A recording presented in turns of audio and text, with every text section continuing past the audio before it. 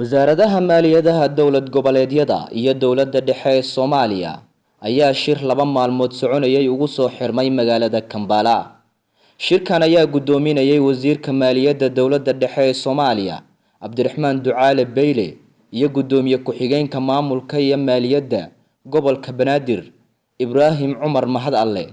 Kulankan oo looga hadlayay sidii loo mideyn lahaa canshuuraha dalka, xoojinta wasaaradaha maaliyadda dowlad goboleedyada iyo dowladda dhexe.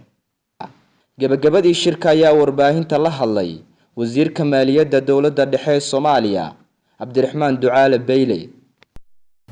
waxaa noo soo gabagaboobay magaaladan Kampala wadanka Uganda shirkii wasiirada maaliyadda iyo gudoonka Banaadir ayaa noo soo gabagaboobay.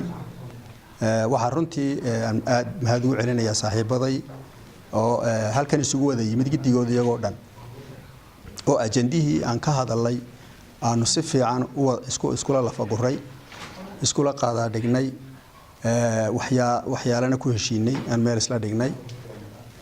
waxa xusna in la madax xusan runtii shaqada halkan ka soo baxday inay tahay shaqo aad iskugu soo dhaweynaysa iskuna xidhaysa dowladda federaalka iyo dowladaha xubnaha ka ah dowladda federaalka ayay aad iskugu soo dhaweynaysa.